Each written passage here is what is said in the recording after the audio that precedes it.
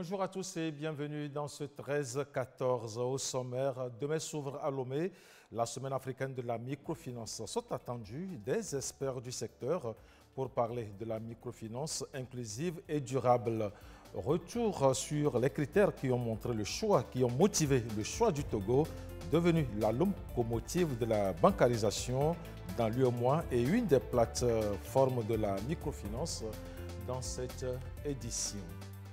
Le Togo prend une part active aux assemblées du FMI et de la Banque mondiale au Maroc. Objectif, passer en revue les enjeux mondiaux du développement. La délégation togolaise a mené plusieurs activités. Elle vise à renforcer les relations bilatérales entre les institutions de Bretton Woods et le Togo. Enfin, la Miss Togo 2023 exécute plusieurs activités dans le cadre de son projet social. Le dernier en date est un centre commercial construit à Togo-Komé au profit des populations.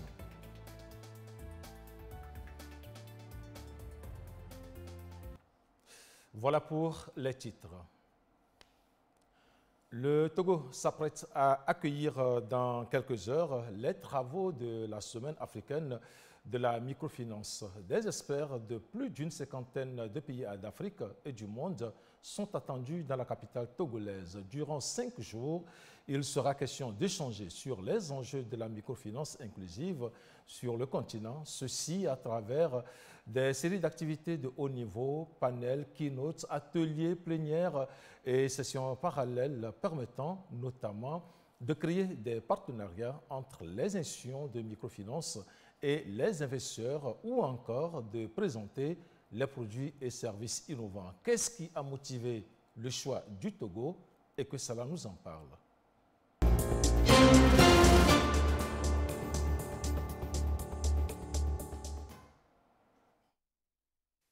Le tableau s'affiche vert pour le Togo en matière d'inclusion financière. D'après les statistiques, le taux d'inclusion financière du pays est passé de 82,72% à 85,72% en 2021, soit une hausse de 3%. Une performance qui fait d'ailleurs du Togo le premier pays en matière d'inclusion financière dans l'espace UEMOA. Le pays se positionne devant le Bénin 85,5% et la Côte d'Ivoire 82,2%. Ce qui illustre la pertinence des mesures prises ces dernières années par le chef de l'État Faure Essoziemna Gnassingbé pour faciliter l'accès des populations aux services financiers décentralisés. Le Fonds national de la finance inclusive FNFI et ses 13 différents produits sont évocateurs. 107,59 milliards de francs CFA sont octroyés aux populations par le biais de ce mécanisme. Environ 2 millions de personnes en ont bénéficié. Des petits commerçants, des agriculteurs, mais aussi des artisans. Tous profitent de ce financement pour développer leurs activités génératrices de revenus qui changent progressivement leur quotidien. En janvier 2023, le taux de remboursement était de 94,76%. Alors que le nombre de bénéficiaires évolue, le gouvernement maintient sa vision d'atteindre 255 000 bénéficiaires supplémentaires d'ici à 2025. Le chef de l'État Faure Essoziemna Gnassingbé multiplie d'autres initiatives dans le cadre de la stratégie nationale d'inclusion financière en faveur des couches vulnérables. Les filets sociaux et services de base, le programme d'assistance sociale transformatrice pour la résilience au Togo, les transferts monétaires aux ménages les plus pauvres. Autant de projets et programmes qui consolident la position globale du Togo en tant que pays innovant dans la transformation et l'inclusion économique. Pour accompagner cette dynamique du président de la République, des dispositions sont prises pour rendre plus propice l'environnement aux microfinances. Ce qui justifie d'ailleurs le choix porté sur le Togo pour abriter la semaine africaine de la microfinance édition 2023. Plus de 700 participants de 53 pays sont attendus à Lomé la semaine prochaine. Une plateforme d'échange sur les enjeux de la finance inclusive en Afrique. Les discussions entre les professionnels du secteur vont durer 5 jours.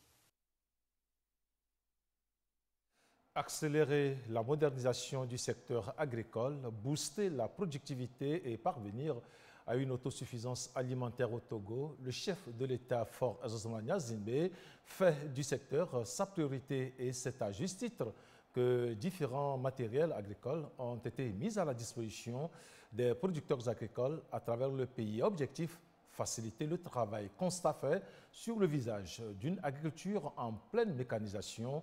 C'est dans ce sujet, il est signé Ulrich Amega.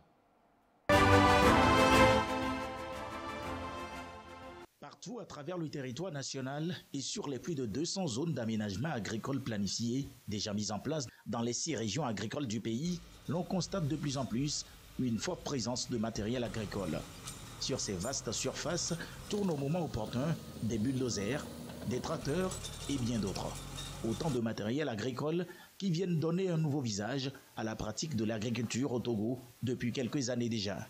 Ce qui traduit parfaitement la nouvelle vision d'une mécanisation de l'agriculture portée par le chef de l'État, Faure Ezozoma Gnassingbé.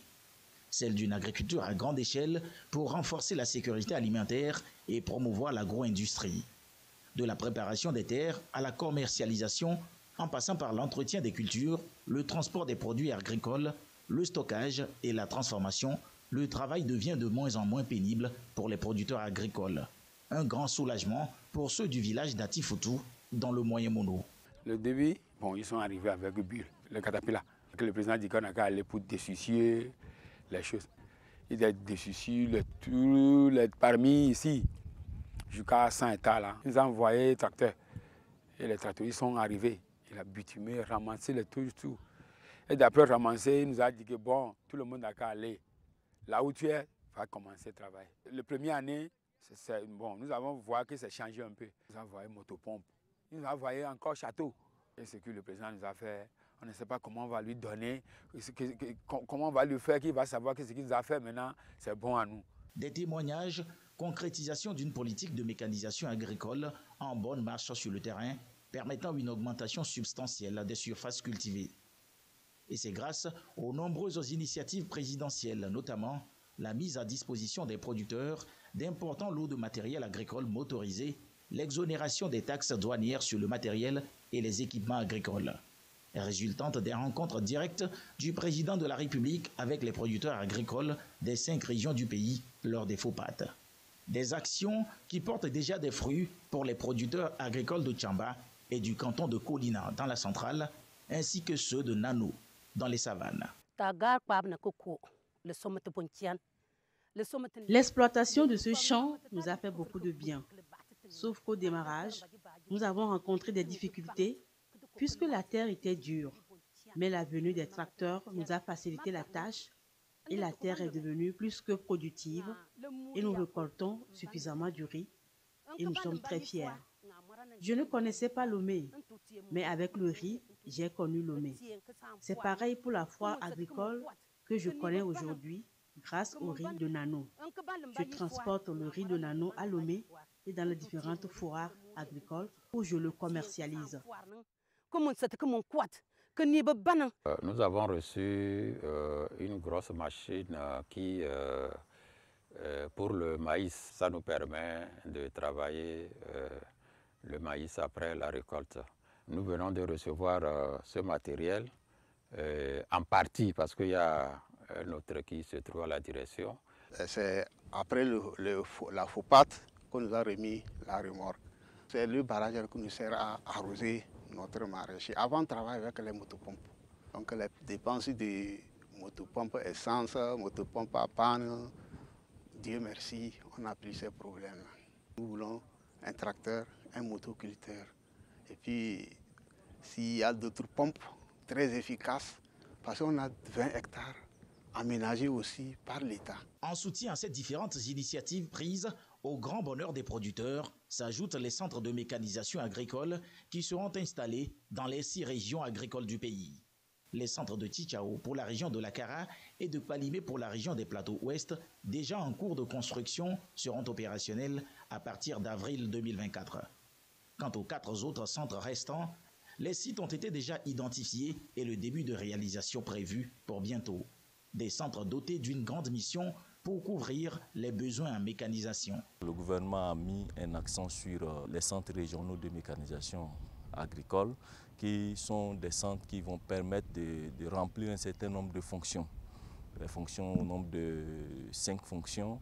Il y a notamment la vente du matériel agricole, il y a la location du matériel agricole, il y a la prestation de services de mécanisation agricole, il y a également la maintenance, elle peut être curative comme préventive, et enfin il y a la formation. La vision du chef de l'État en matière de mécanisation agricole au Togo est de plus en plus large.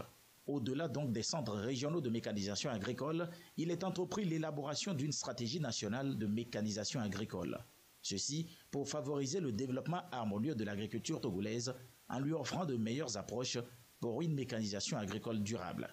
L'agence de transformation agricole ATA voit le jour. Face à la pénibilité du travail, le terrain, il faut qu'on réfléchisse des voies et des moyens, des solutions propices à ce que les producteurs puissent facilement avoir un accès à ces équipements et diminuer la pénibilité du travail agricole et rendre le secteur plus attrayant. Donc c'est ça le rôle de l'agence au niveau du secteur agricole en général et maintenant au niveau de ce domaine de mécanisation agricole. L'agence maintenant va travailler à lever les goulots d'étranglement, les facteurs et permettre à ce que la mécanisation soit une réalité au Togo. D'ici la fin de l'année 2023, il est prévu l'acquisition de 500 tracteurs et accessoires devant servir à équiper les 400 apps à mettre en place d'ici 2025. À ce jour, 80 ont été déjà fournis et mis à disposition des producteurs. La vision du chef de l'État, Fabrice Zimnania Simbe, est de faire de l'agriculture togolaise une agriculture productive à haute valeur ajoutée, moteur de valeur économique des agriculteurs et de croissance du pays. Le rôle de la mécanisation s'avère donc essentiel pour réduire la pénibilité du travail et contribuer ainsi à faire de l'agriculture un pôle d'attraction pour l'emploi des jeunes. De l'augmentation de la productivité et des rendements agricoles induites par cette mécanisation, il pourra se dégager de façon constante d'importantes quantités de matières premières agricoles nécessaires à l'alimentation des usines de transformation agroalimentaire. Toujours dans le secteur agricole, le Salon international de l'agriculture et de l'agroalimentaire de Lomé-Sialo, qui se tient dans la capitale togolaise, fait une bonne place au mil. Cette famille de céréales est le fer de lance d'une agriculture durable, nourricière et résiliente. Un panel animé par Inades Formation a rappelé aux producteurs agricoles la nécessité de l'associer à la production agricole. Clarisse Atikle. Un toast porté avec des boissons locales accompagnées des pâtisseries à base du millet et du sorgho. Nous sommes au stand d'Inades Formation au Salon international de l'agriculture et de l'agroalimentaire de Lomé, Sialo 2023. Le réseau Inades Formation fait un focus sur le fonio, le sorgho et le millet qui constituent la famille des milles comme solution pour juguler l'insécurité alimentaire. À Inades, nous avons développé le livret des mets à base du fonio, par exemple, qui vous permet à partir de mil de faire le couscous, les déguets, toute une série de plats que nous avons exposés ici. Il y a certains qui ne connaissent même pas ce produit. Donc c'est à travers la communication, les conférences, les concours dans les établissements que les gens peuvent découvrir encore ce produit et les bienfaits de ce produit-là et s'intéresser à ce produit. Inades Formation pose donc le débat sur la place des milles dans le système alimentaire durable. Ce panel appelle les producteurs à promouvoir ces cultures peu exigeantes et naturellement résilientes face au changement climatique. Peu importe les conditions extrêmes, les conditions climatiques extrêmes, peu importe la rigidité des sols, peu importe la végétation difficile de certaines zones, la culture du mil aujourd'hui peut nous permettre de renforcer la sécurité alimentaire de la population. Engagé depuis une cinquantaine d'années dans la promotion de l'agriculture familiale, Inades Formation s'inscrit dans la dynamique des Nations Unies qui ont décrété 2023 comme année internationale du mil. C'est une invite aux États à relancer la culture des milles qui tend de plus en plus à disparaître. Le secteur agricole, on en parle encore. Du côté de Ouagadougou, les acteurs du secteur agricole font le bilan de 20 ans de politique agricole de l'UEMOA. 3 jours de travaux pour examiner et relever les insuffisances de cette politique agricole de l'Union. Une nouvelle ère s'ouvre donc pour l'agriculture communautaire. Les travaux ont pris fin. Le point, Marie-Ange Bida. En groupe de travail ou en plénière, le sujet a passionné plus d'un, étant donné qu'il s'agit de relancer la production agricole pour nourrir suffisamment les populations africaines, et ce, en dépit des nouveaux enjeux que sont la démographie, l'urbanisation accélérée, les crises ou encore la jeunesse de la population au sein de l'espace UEMOA. Les résultats de l'analyse approfondie des enjeux et défis du secteur agro-silvo-pastoral et halieutique doivent nous éclairer dans la définition de perspectives plus prometteuses. Au-delà de l'enthousiasme que pourraient générer les acquis forts importants relevés dans la mise en œuvre de la politique agricole de l'Union, la dégradation continue de la situation alimentaire dans l'Union nous interpelle et nous invite à plus de réflexion en vue de proposer des orientations qui permettront d'améliorer réellement les systèmes alimentaires. De ces préoccupations vont naître de nouvelles orientations de la PAU. Cette politique commune, vieille de plus de 20 ans, a montré ses limites. Elle veut faire peau neuve avec l'ambition de réussir cette fois-ci le pari de la souveraineté alimentaire. Il faut aller sur une nouvelle base. Premièrement, c'est de reconnaître qu'il y a eu beaucoup de choses qui n'ont pas marché. Cela veut dire que nous devrions nous asseoir pour que tout le monde accepte que ce sont les familles agricoles, pastorales et halieutiques qui produisent. Donc on met l'affaire autour d'eux. Un autre round, un nouveau départ pour la PAU. Malheureusement, avec notre croissance démographique qui est très forte, nous n'arrivons pas encore à assurer la totale souveraineté alimentaire. Deuxième résultat important, c'est du point de vue de la coordination et de la concertation entre les institutions sœurs, que sont la commission de la CEDEAO, la commission de l'UEMOA et le SILS. Le troisième résultat relevé par les participants, c'est l'absence d'un mécanisme de suivi-évaluation. Les urgences sont connues et donc nous n'avons pas d'autre choix que la réussite. Et nous allons nous y atteler. Ces résultats seront intégrés dans la nouvelle version de la PAU. Elle est présentement en cours de relecture. Je vous l'annonçais en titre, une délégation togolaise conduite par Dr Sandra Ablamba Johnson, ministre secrétaire général de la présidence de la République, et le ministre de l'économie et des finances, Sani Yaya, participe aux assemblées annuelles du groupe de la Banque mondiale et du FMI en marge des travaux qui se tiennent du 9 au 15 octobre à Marrakech, au Maroc. La délégation togolaise a mené plusieurs activités pour accentuer les relations bilatérales entre les institutions de Bretton Woods et le Togo. Compte rendu, Carmen Madia-Katbo. Des acteurs d'horizons divers, dirigeants du secteur public et privé, représentants d'organisations de la société civile et universitaires sont depuis lundi à Marrakech au Maroc pour les assemblées annuelles du FMI et de la Banque mondiale. Le Togo a bel et bien été représenté par le ministre de l'économie et des finances Sani Yaya, gouverneur du FMI et de la BAD pour le Togo, et le ministre secrétaire général de la présidence, gouverneur de la Banque mondiale pour le Togo, Ablamba Sandra Johnson. De grands dossiers mondiaux tels que la conjoncture économique mondiale, la lutte contre la pauvreté, le développement économique et l'efficacité de l'aide ont été débattus. En marge de ces assemblées s'est tenue jeudi une réunion ministérielle de haut niveau sur l'accélération du financement de l'émergence africaine.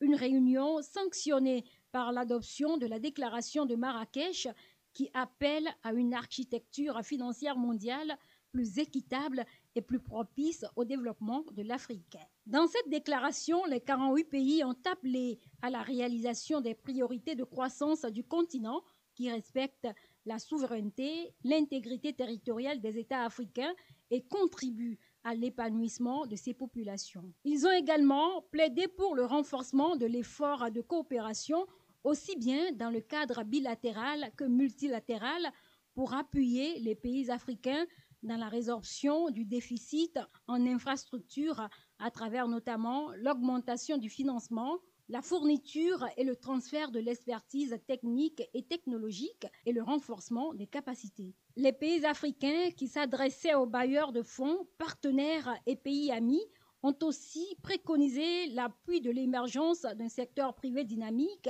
et créateur de richesses à même d'accompagner le développement des projets d'infrastructures structurants pour combler le déficit de financement des infrastructures. Les pays participants ont en outre réitéré leur engagement à encourager la mise en place d'un modèle de gouvernance climatique distinct grâce à l'esprit partenarial et d'appropriation africaine et à œuvrer à la mobilisation de diverses sources de financement, particulièrement privées, afin de relever plus efficacement le défi lié aux infrastructures en Afrique et réduire la pression sur les ressources publiques. Dr Ablamba Sandra Johnson s'est entretenu avec Sergio Pimenta, vice-président de la Société financière internationale SFI, pour accentuer les relations bilatérales entre la SFI et le Togo. Cette réunion bilatérale entre la délégation togolaise et la SFI a offert l'occasion d'examiner en détail les initiatives en cours, notamment le financement des secteurs sociaux tels que la santé et le logement. Il faut aussi retenir que la Banque mondiale et l'Agence française de développement AFD évaluent l'impact du projet filets sociaux et services de base. La délégation a parcouru 3 villages dans la région des Plateaux, Edouahé dans le Hao, Bato et Gamé dans l'Amo. Compte rendu Silver Aboudjou. Edouahé du canton d'Asraman dans la préfecture de Hao. Le village a bénéficié en dehors des transferts monétaires d'un projet par an qui a permis à la communauté elle-même d'identifier son choix prioritaire à réaliser. Ce choix a porté sur la réalisation d'un bâtiment scolaire doté de latrines pour mettre à l'aise les élèves. Ça nous aide sérieusement parce que les enfants ont trouvé de place. Nous sommes protégés contre les aléas climatiques aussi.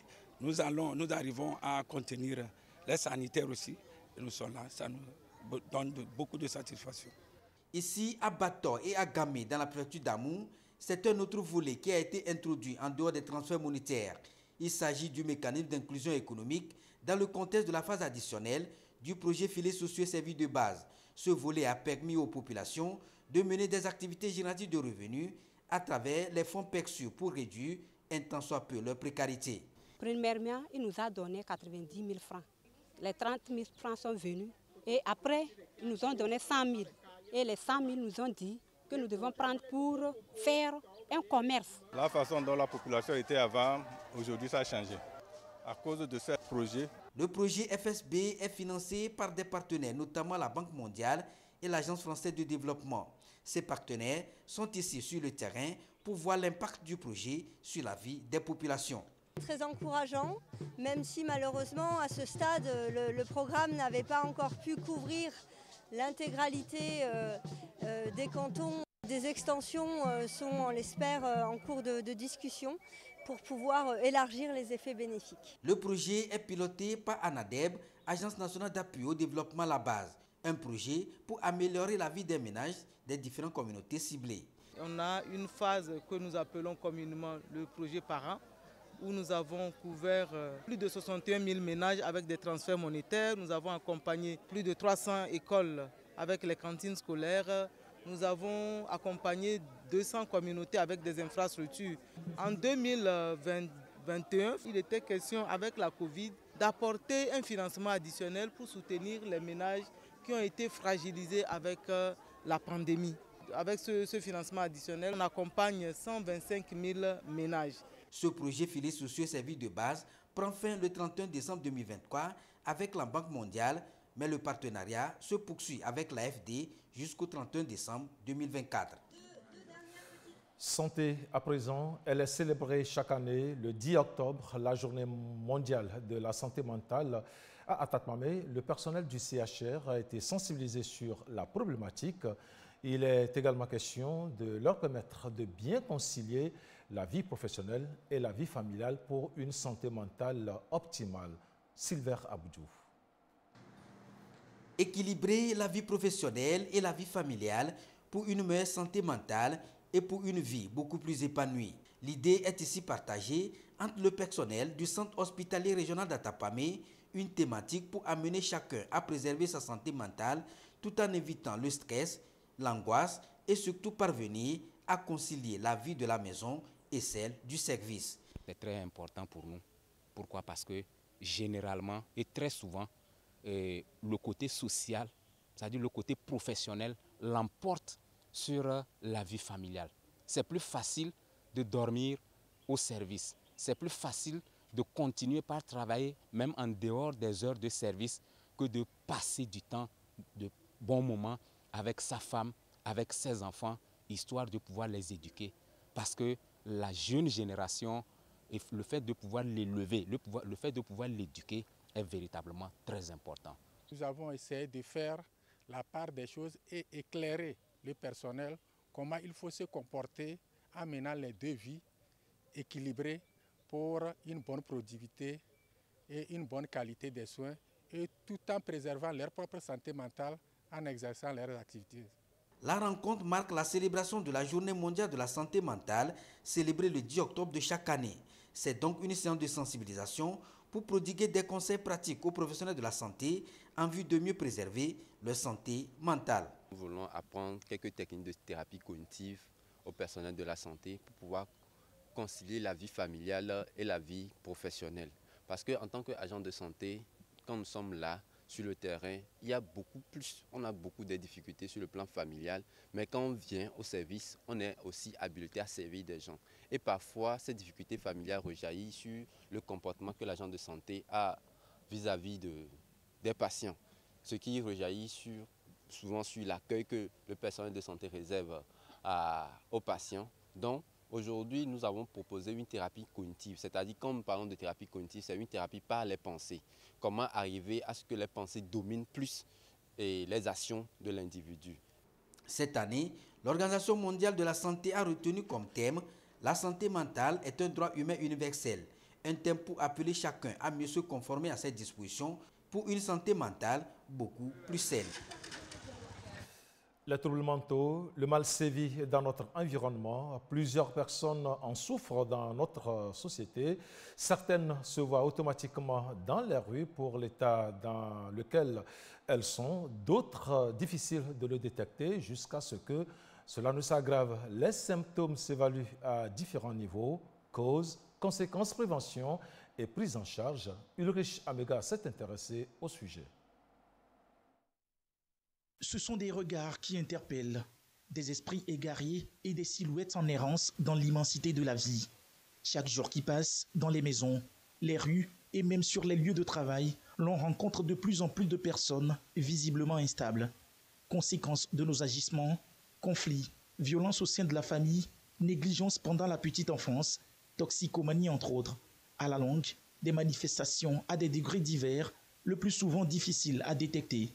La détection, c'est le combat que mène Dr Florent, psychologue de son état à travers son organisation Nouvelle Approche Santé Mentale depuis 10 ans déjà.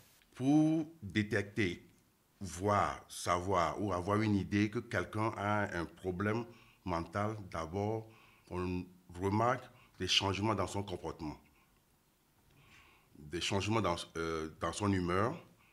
Un ami qui est normalement dynamique, qui est avec vous tout le temps, subitement, il commence par éviter tout le monde. Il ne parle plus. Vous l'appelez, il évite les appels, et pourtant, quand vous allez chez lui, il est là. Il est parmi vous, mais il est comme il n'est pas avec vous. Il a des soucis. La meilleure des choses à faire, c'est de reconnaître et de parler à cet ami-là. Des troubles aux conséquences majeures sur l'individu et son entourage. Un risque de suicide et plus largement un risque plus élevé de mortalité prématurée. Des millions de personnes sont exposées. Il y a plus de malades parmi nous, les normaux, que les gens contraires d'anormal. Vous voyez, quand nous voyons les gens dans la rue à leur étape finale, où ils se retrouvent nus, totalement dénudés, c'est seulement en ce moment-là que nous, la majorité de la population, pense que il y a un problème avec cette personne-là. Une maladie comme la dépression qui est tellement courant, est bien caché sous d'autres maladies physiques. Par exemple, l'hypertension, diabète. La cause de ces maladies peut bien cacher la dépression. Mais quand ces personnes vont à l'hôpital, ils se font soigner seulement pour les maladies physiques et on oublie les maladies mentales. D'abord, c'est de comprendre que la maladie mentale est une maladie et ça se soigne.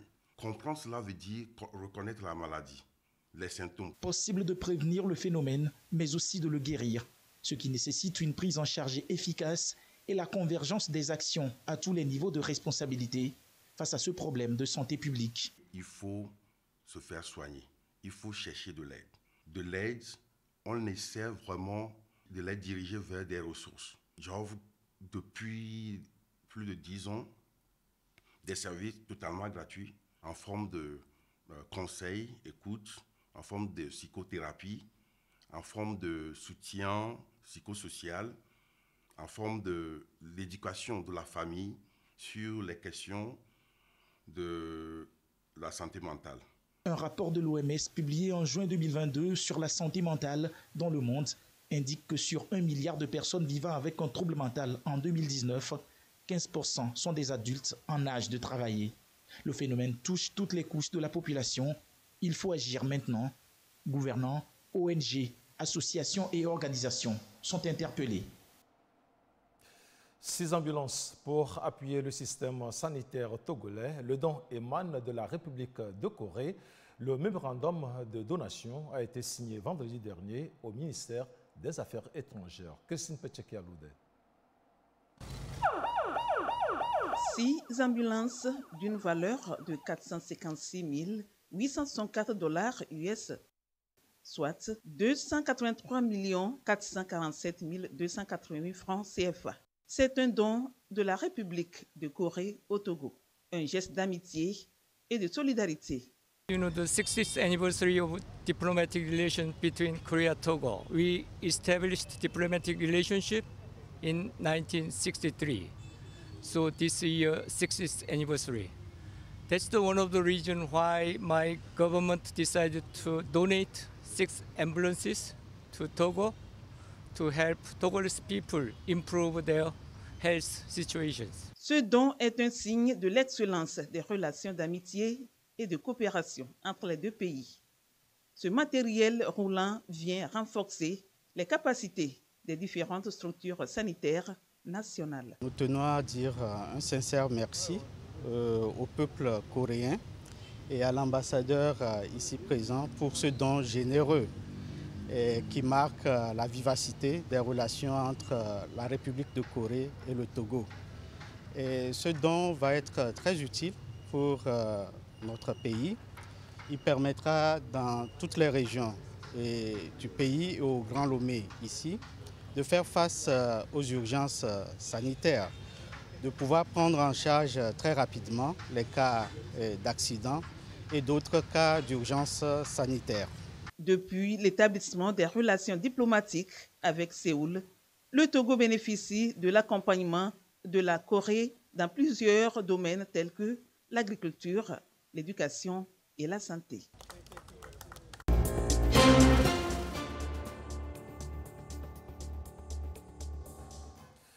Hors du Togo, Israël poursuit ce dimanche ses préparatifs en vue d'une offensive. Pendant ce temps, l'OMS s'organise pour une aide à Gaza. L'aide médicale attendue va couvrir les besoins de près de 300 000 personnes, a été acheminée vers un aéroport de l'Égypte. L'Organisation mondiale de la santé a indiqué samedi que du matériel médical couvrant les besoins de 300 000 personnes dans la bande de Gaza a été acheminé vers l'aéroport égyptien d'El Arish, près de l'enclave palestinienne, dans l'attente d'un accès humanitaire. À chaque heure qui passe, avec le matériel stationné du côté égyptien de la frontière, des filles et des garçons, des femmes, des hommes, en particulier des personnes vulnérables ou handicapées, vont continuer de mourir alors que les équipements qui peuvent les sauver se trouvent à moins de 20 km, a prévenu l'OMS. L'OMS a exhorté une ouverture immédiate du poste frontière de Rafah pour permettre la livraison de nourriture, de carburant, d'eau et d'autres équipements essentiels de survie. Malgré tout, pour que cette assistance pénètre dans le territoire palestinien, il faut le feu vert des Israéliens qui bombardent régulièrement le poste frontière de Rafah à côté Gaza. Or, pour l'heure, Israël maintient son blocus complet. La sécurité égyptienne a fait savoir que l'aide humanitaire ne bougerait pas d'El Arish sans un accord de l'État hébreu pour son acheminement dans la bande de Gaza. Et je vous l'annonçais tantôt, Israël poursuit ce dimanche ses préparatifs en vue d'une offensive terrestre dans le nord de la bande de Gaza, pilonnée sans relâche au 9e jour de la guerre déclenchée par l'attaque sans précédent lancée le 7 octobre dernier par le mouvement islamiste Hamas sur son sol. Redoutant un embrasement régional, les États-Unis ont annoncé samedi l'envoi d'un second porte-avions en Méditerranée orientale pour dissuader les actions hostiles contre Israël.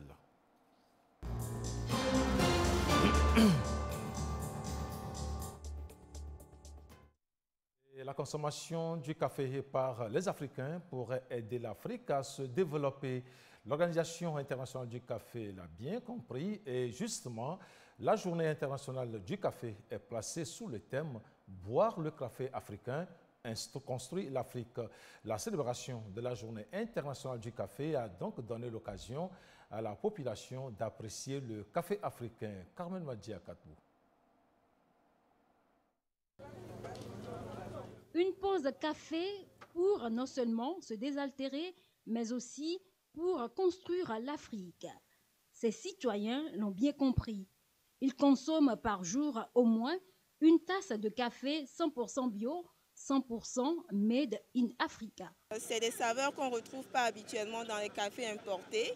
Donc ici, on retrouve vraiment quelque chose de naturel. On retrouve en fait toute la puissance du café dans ce petit cup de café. Et moi, je l'aime bien. La consommation de notre café, j'apprécie beaucoup. J'exhorte les Togolais, surtout, à consommer massivement notre café que nous produisons. Je pense que ça donne la fierté même et ça encourage vraiment nos producteurs. En ce jour où le café est à l'honneur, un appel est lancé aux Africains. Consommer le café africain construit l'Afrique. L'Organisation interafricaine du café, OIAC, rappelle que l'Afrique produit environ 12% de la production mondiale de café. Toutefois, cette production n'a contribué qu'à hauteur de 2,5 milliards de dollars américains à l'économie africaine en 2021, alors que la valeur commerciale mondiale est estimée à 466 milliards de dollars. Des initiatives se multiplient sur le continent pour promouvoir la consommation en interne. Notre but un peu, c'est de rassembler tout le monde autour du café, faire du bon café, participer à des formations dans la sous-région un peu et ramener tous ces savoir-faire là au Togo. Sourcer du café un peu dans les plateaux, à Dogné et tout, le prendre, le torréfier et tout, et en faire un café d'exception et aussi bâtir une communauté autour de ça. Des jeux concours et une caravane ont été organisés par le CCFCC et l'OIAC pour amener les populations à mieux se familiariser avec le secteur du café en cette journée internationale du café. Et dans la foulée, le Togo a lancé la 3e édition de la Journée internationale du café. Nous retrouvons Carmen Madia Katou.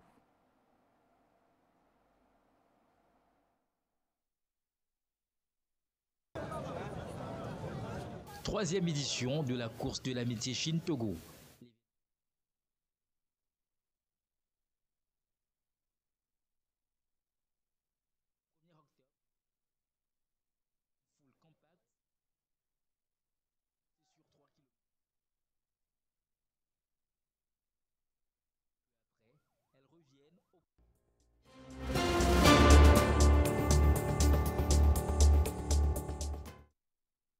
De reboisement 2023, 4 mois déjà, un exercice citoyen qui se poursuit dans l'objectif d'atteindre 1 milliard d'arbres à l'horizon 2030. Les acteurs de l'environnement au niveau régional central font un bilan à mi-parcours de l'action qui contribue à lutter contre le réchauffement climatique. Étape Tchamba et Tchaoudjo avec Désiré Aloy.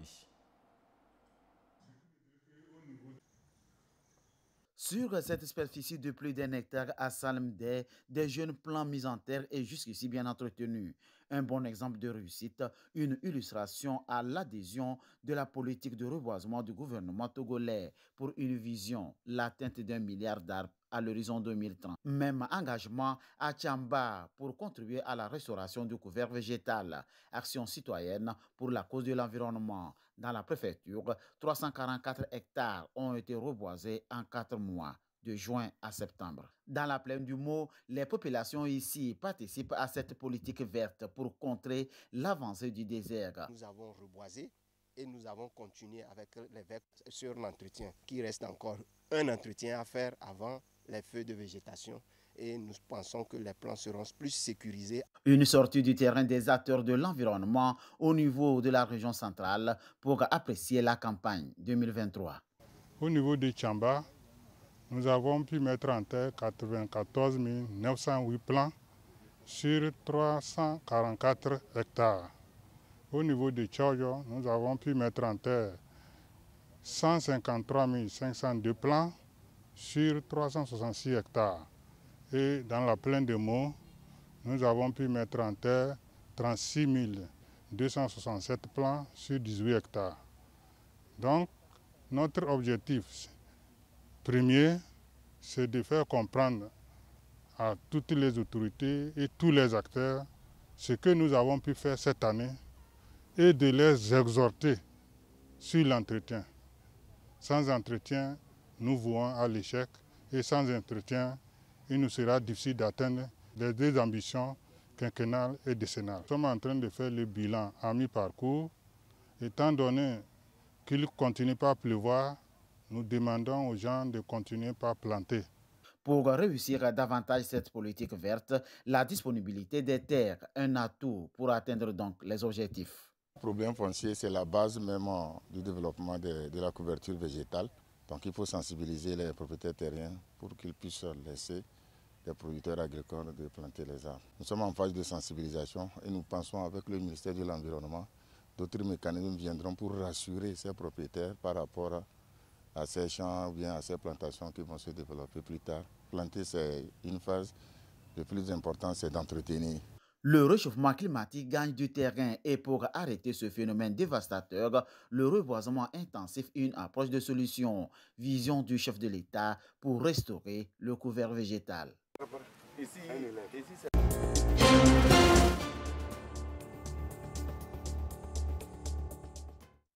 Plusieurs ouvrages portent les empreintes de la Miss Togo 2023 dans la préfecture des Lacs. Le dernier en date, c'est un centre commercial construit au profit des populations de Togo-Comé. L'infrastructure répond à l'engagement social de Miss Chimène Molodja, compte rendu Ekwesala. 2 hangars et des bancs publics au profit de la communauté de Togo-Comé. Nous sommes dans la commune Lac 3. L'espace va servir de centre commercial pour les vendeurs et vendeuses de la localité. Sa concrétisation répond à l'une des promesses faites par la Miss Togo 2023 à la population d'ici au soir de son élection il y a 10 mois. Chimène Molodja, par cet ouvrage, entend mettre les commerçants à l'abri des intempéries. Je viens vous remettre les ouvrages. S'ils sont là, visibles, c'est grâce au financement de l'opérateur de téléphonie mobile Move Africa Togo, qui est le sponsor officiel du comité Miss Togo. Un partenaire sur lequel la reine de beauté peut toujours compter pour également construire très bientôt un forage pour l'école primaire publique de Togo-Comé, son village natal. Move Africa Togo salue l'engagement social de la Miss et réitère sa disponibilité à la soutenir dans sa matérialisation. Pour nous, effectivement, c'est un moment solennel parce qu'il s'agit effectivement d'une inauguration d'un centre commercial qui est en même temps un lieu de vie. Que Dieu bénisse le vivre ensemble parce que vous êtes une communauté exemplaire. Je vous dis donc enfin, on est ensemble et on le restera.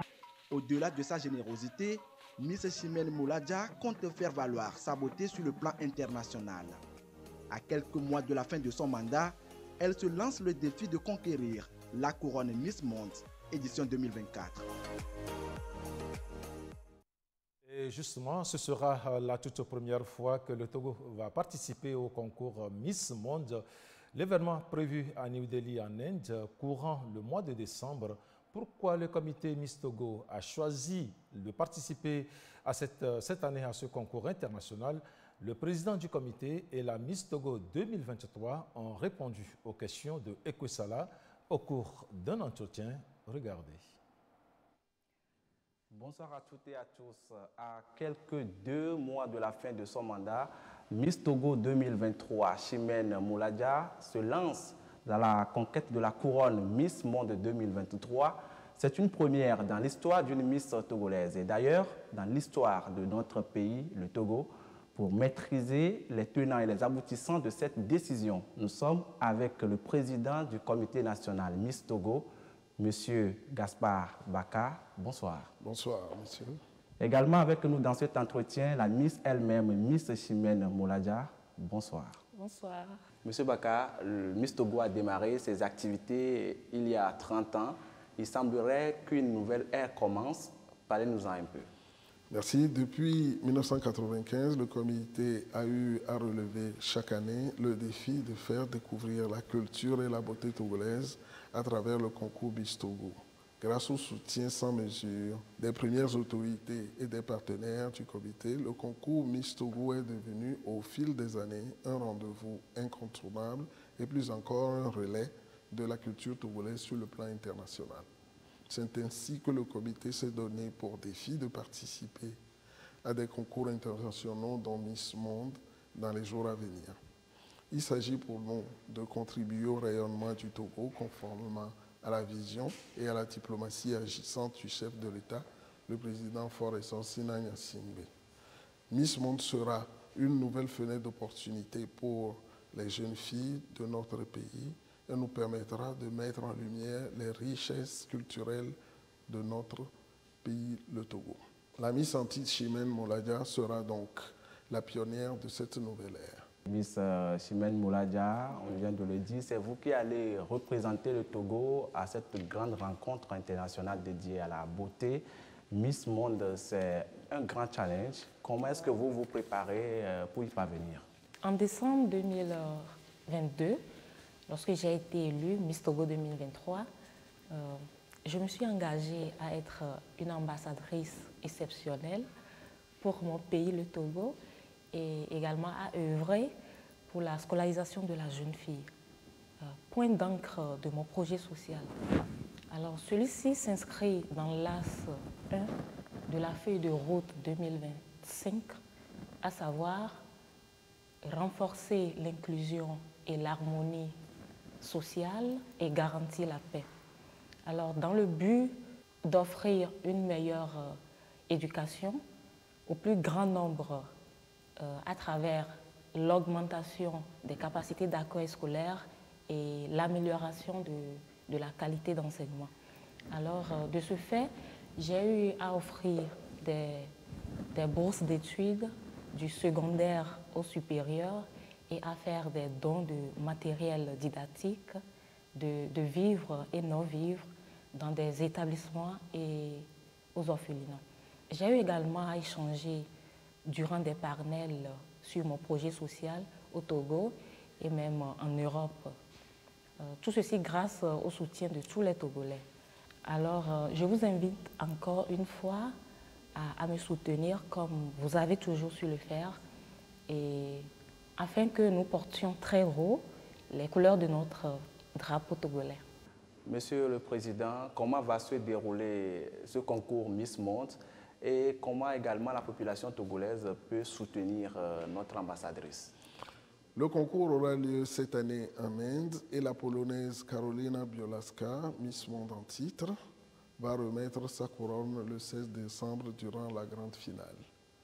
Il faut noter que les candidates auront à passer différentes épreuves durant leur séjour et les points compteront pour propulser notre représentante. Nous devons donc suivre les directives du comité Miss Monde et encourager la Miss Togo à travers des votes en ligne une fois le dispositif lancé. Le comité se chargera de faire le relais en temps réel sur ces différentes pages digitales et aussi sur les médias partenaires. Voilà qui est dire, le temps est donné. Le Togo sera bel et bien présent au concours Miss Monde 2023. Le pays sera représenté par Miss Togo 2023, Chimène Mouladia. Vous savez ce que vous devez faire, nous savons ce que nous devons faire. Mobilisons-nous derrière elle pour qu'elle puisse bien représenter notre pays. Ainsi se referme cet entretien. Merci à vous qui l'avez suivi. Merci Ekwesala. Sport et diplomatie. Le Togo et la Chine ont consolidé leurs relations à travers la 3e édition de la course de l'amitié Chine-Togo ce samedi à Lomé. L'événement doté de prix célèbre le 74e anniversaire de la création de la République populaire de Chine. Aflim Johnson. 3e édition de la course de l'amitié Chine-Togo. L'événement marque la célébration du 74e anniversaire de la proclamation de la République populaire de Chine le 1er octobre 1949. Une foule compacte et agile de jeunes filles lancées sur 3 km à travers les grandes artères de la commune Aguanivé 1. Peu après, elles reviennent au point de départ, le terrain du lycée Aguanivé 1, à Blanou-Odjro en tête. Elle a réalisé un chrono de 14 minutes 47 secondes, soit 8 centièmes, autour du sexe masculin pour 7 km. Cette distance, Macman Yobati la parcourt en 23 minutes, 14 secondes, 21 centièmes. Le secret, c'est le travail, et le travail, ça ne déçoit jamais. Je suis contente d'avoir occupé la première place de cette course. Le sport, c'est bon pour la santé. Ce rendez-vous exprime l'engagement d'une marche commune vers le développement de 2 nations, la Chine et le Togo.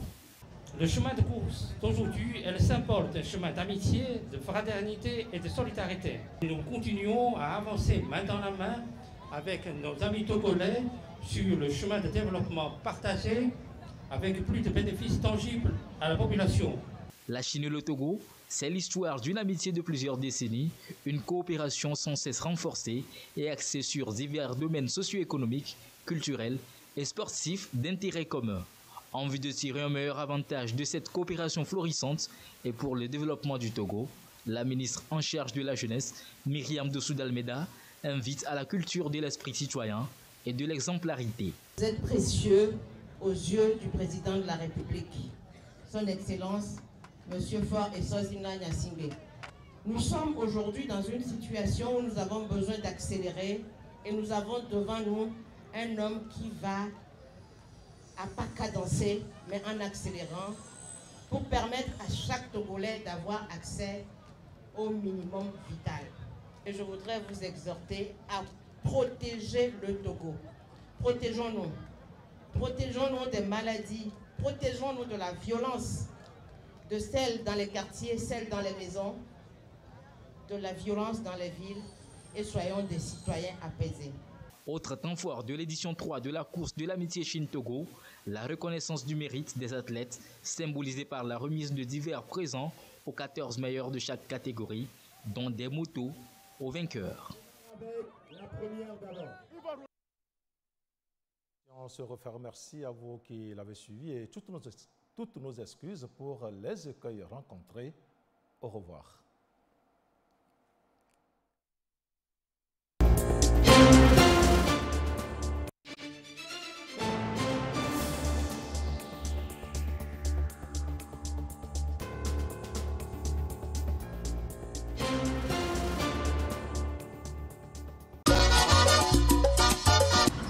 J'élèverai mon enfant seul parce que tout dépend du